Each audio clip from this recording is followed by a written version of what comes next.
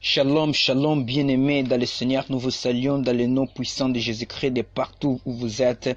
Encore une fois, ici c'est votre frère Vince du mouvement de feu de réveil allumé Murphy Ministries. Nous vous apportons un message puissant, un message qui va changer ta vie de prière, un message qui va te relancer pour de nouvelles dimensions de la présence de Dieu, parce que nous allons vous parler de la présence de Dieu étant une fournaise de la grâce. Pourquoi la présence de Dieu est une fournaise? Parce que dans la présence de Dieu se trouve du feu. Et une fournaise, c'est juste un four d'où brille un feu violent. Et c'est ce genre de feu qui se trouve dans la présence de Dieu. Mais c'est une fournaise de la grâce parce que ni toi ni moi nous avons le mérite d'y accéder. C'est pourquoi c'est juste à cause de la mort de notre Seigneur à la croix, tel que la Bible dit dans Matthieu 27, verset 50, lorsque le Seigneur poussa son second cri, le voile dans le temple fut déchiré. Le voile là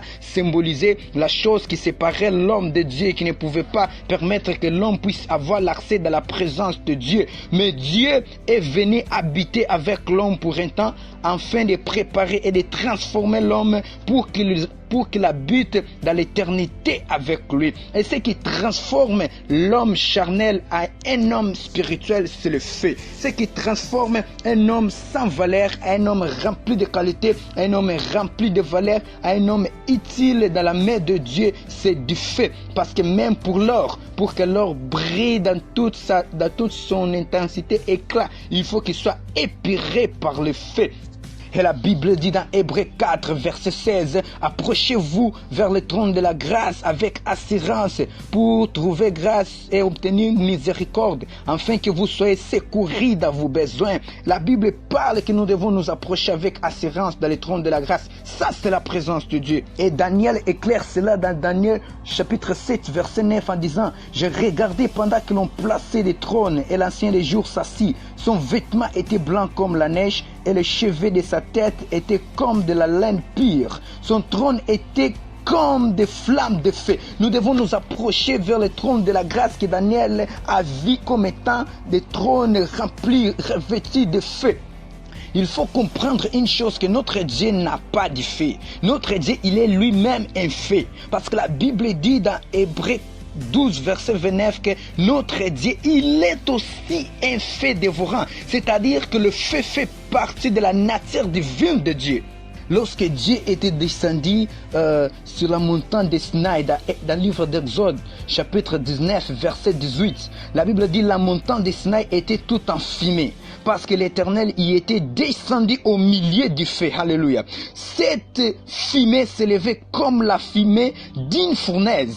Et toute la montagne tremblait avec violence. Voilà. Donc notre Dieu, c'est un feu. Lorsqu'il était descendu sur la montagne de Sinaï, la montagne était revêtue de feu, remplie de feu. Et toute la montagne tremblait avec violence. Voilà pourquoi Moïse était un homme de feu. Parce qu'il demeurait tout le temps dans la présence de celui qui a et qui possède la nature du feu. Notre Dieu, c'est un feu, et dans sa présence, il y a du feu. Pour qu'un homme entre dans les principes éternels, il faut qu'il passe par le feu. Parce que c'est le feu à la capacité de transformer une chose d'un point initial vers un point final, et que la chose ne pourra plus retourner à son point initial. C'est pourquoi il est impossible pour un chrétien d'aller jusqu'au bout dans la vie chrétienne s'il n'est pas assidus dans la fournaise de la grâce, s'il n'est pas assidus dans la présence de Dieu, s'il n'est pas embrasé par le feu. Car il faut passer par le feu pour atteindre la dimension spirituelle que tu cherches. Un homme charnel ne peut pas atteindre des dimensions spirituelles élevées. C'est pourquoi la chair te résiste pour que tu ne pries pas, pour que tu n'entres pas dans la présence de Dieu. Parce que c'est là où il y a du feu qui grille la chair. C'est-à-dire le feu qui est dans la présence de Dieu embrase la chair, consume les œuvres de la chair, rend la chair inerte, rend la chair morte. Et c'est pourquoi la chair ne te permet pas de prier. Et la Bible dit dans le livre de Genèse 49, verset 12, que Jacob est prophétisé pour ses enfants. Et il a dit à Juda, il a des yeux rouges. divin, image de l'esprit. Parce qu'aujourd'hui, il y a beaucoup de gens, de frères et sœurs, ah non, je suis une femme de prière, je suis un homme de prière. Mais tu regardes son visage et toujours pâle, tu regardes ses gestes comme s'il provient d'un cercueil. Oh non.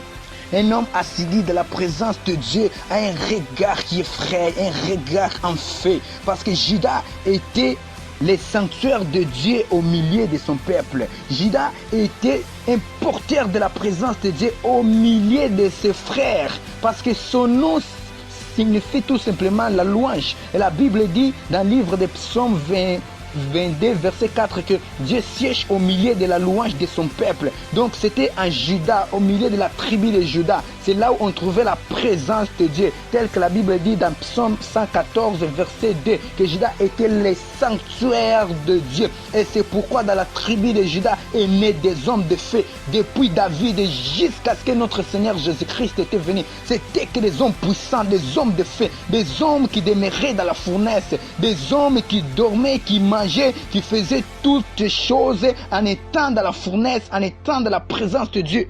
C'est pourquoi lorsque tu médites la parole de Dieu, tu ne passes pas ton temps, parce que la parole de Dieu est du fait. La Bible dit dans le livre de Jérémie 23, verset 29, que ma parole n'est-elle pas comme du fait. La parole de Dieu, c'est du fait. Et lorsque Moïse était de la présence de Dieu sur la montagne de Sinaï, Dieu parlait au milieu du fait. Et les 10 commandements que Dieu donnait à Moïse, c'était 10 flammes de feu qui devaient donner à Israël la nature divine. C'est pourquoi ne passe pas beaucoup plus de temps en regardant la télé, sur Internet, Facebook, WhatsApp et beaucoup d'autres choses. Parce que le monde dans lequel nous vivons, nous sommes dans les temps de la nuit. Et c'est comme même une saison de l'hiver. Donc, si vous prêtez que des habits des hommes pour vous couvrir du froid, les manteaux des hommes pour vous couvrir du froid, vous allez finir pour être congelé et mourir du froid. Mais si tu demeures dans la présence de Dieu, tu es revêtu du feu. C'est la nature du feu que tu épuises lorsque tu médites la parole de Dieu qui est comme du feu. Oh, alléluia. Tu ne pourras pas être une proie pour le diable. Parce que lorsque l'ennemi sort de l'enfer, il cherche ceux qui sont froids. Il cherche la chair fraîche. Mais celui qui est en feu, il est intouchable. Dans Actes chapitre 2, la Bible dit que les disciples étaient dans la chambre haute, oui. Ils étaient déjà dans la fournaise et ils attendaient que du feu. Et lorsque le Saint-Esprit était descendu avec du feu, la Bible dit qu'ils commencèrent à parler de langues de feu et sur eux, il y avait des flammes de feu sur la tête de chacun. Dieu a une flamme de feu pour toi, une flamme de feu qui porte ton nom. Mais tu dois demeurer dans sa présence pour y posséder et être embrasé par son feu. Et lorsqu'ils furent embrasés par le feu de la chambre haute, ils sortirent, prêchèrent la parole de Dieu avec puissance, avec toutes sortes de miracles. Bien aimé, tu ne peux pas servir Dieu avec puissance, tu ne peux pas servir Dieu avec impact si tu n'es pas embrasé par son feu, si tu n'as pas le feu en toi. Ce n'est pas du blabla blanc l'évangile, c'est une confrontation avec le monde des ténèbres. C'est un mandat que le Seigneur a donné à l'église d'arracher les âmes entre les mains du diable. Qui es-tu pour arracher quelqu'un dans la main du diable? C'est un être spirituel, hautement spirituel. Il vit dans le feu des enfers. Si tu n'as pas le feu de Dieu, c'est impossible que tu le fasses. C'est pourquoi aujourd'hui dans notre génération, nous sommes trop dans les blablabla, nous sommes trop dans les chic, nous sommes trop dans beaucoup d'autres choses. Mais nous ne cherchons pas à être embrasés. Nous ne cherchons pas à être revêtus de feu. C'est pourquoi le diable se moque de nous. Il vient dans les églises, il fait tout ce qu'il veut. Il entre dans les maisons des chrétiens, il ravage, il fait tout ce qu'il veut. Mais lorsqu'il croise un homme en feu, lorsqu'il croise une église embrasée, lorsqu'il croise un serviteur qui prie, un serviteur qui prêche avec feu, il se fléchit. Il fléchit les genoux. Dans Acte 10, apôtre Pierre était en train de prier. Il était dans la fournaise du feu. Et lorsque les envoyés de Corneille sont arrivés, et la Bible dit dans verset 44, lorsqu'apôtre Pierre est arrivé dans la maison de Corneille, comme étant un grand missionnaire, un homme de feu, il commençait à prêcher. La Bible dit, quand Pierre prononçait encore ces mots, le Saint-Esprit descendit sur tous ceux qui écoutaient la parole. Ils furent baptisés par le Saint-Esprit. Dans verset 46, il dit qu'ils était en train de parler en langue, en train de glorifier Dieu, parce qu'il y avait un homme de fait qui prêchait. Aujourd'hui, il y a beaucoup de millions qui se gaspillent pour déplacer des pasteurs, des hommes de Dieu par-ci, par-là, beaucoup de séminaires, mais il n'y a pas de fait, il n'y a que du blablabla. Oh, bien-aimé, c'est le temps où, même lorsque vous appelez un pasteur dans votre église, vous sentez que vous étiez embrasé. Il y a des gens qui ont parlé la langue, il y a des gens qui ont été baptisés du Saint-Esprit. C'est le temps que nous devons refuser de seulement parler que Jésus est vivant, Jésus est mort et ressuscité, et qu'il n'y a pas de fait, parce que l'évangile c'est la manifestation de la puissance, c'est la puissance du fait. Jésus dit dans Luc 12 verset 49, je suis venu jeter le feu sur la terre, et qu'ai-je à faire si le feu est déjà allumé? Bien-aimé, si ta famille ne se convertisse pas, appelle juste de la fournaise. S'il y a encore des problèmes, l'ennemi continue à câbler ta famille, continue à faire subir ta famille des choses compliquées par des maladies et la mort. Amène ta famille dans la fournaise du feu. Laisse que le feu habite en toi. Laisse que le feu habite ta famille. Laisse que le feu embrasse ton église. Ésaïe 10, verset 17, la Bible dit que la lumière d'Israël deviendra un feu.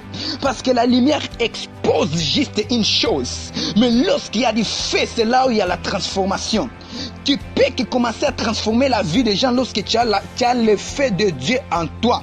Mais lorsque tu as la lumière, cela exposera tes œuvres, t'exposera comme le oint de Dieu, t'exposera comme le lit de Dieu. Mais tu ne peux pas transformer la vie des gens si tu n'as pas de feu. Il faut que tu prêches avec feu. Je viens te défier, bien-aimé, d'être assidu dans la fournaise de la grâce, de prier jour et nuit dans la présence de Dieu. Arrête de passer 5 heures du temps devant la télé et juste 30 minutes dans la présence de Dieu. Cela ne te rendra pas un homme puissant. Cela ne te rendra pas un homme et une femme embrasés. Mais lorsque tu demeures dans la présence de Dieu jour et nuit, lorsque tu es là assidu constamment dans la présence de Dieu, c'est là où tu seras un instrument de la gloire pour Dieu. Parce que Shadrach, Meshach et Abednego, lorsqu'ils refusèrent de se prosterner devant le roi Nabuchodonosor, ils furent jetés dans la fournaise du feu. Mais ils trouvèrent les 4 hommes qui étaient l'image de la grâce, notre Seigneur Jésus, celui qui parlant dans les buissons ardents à Moïse.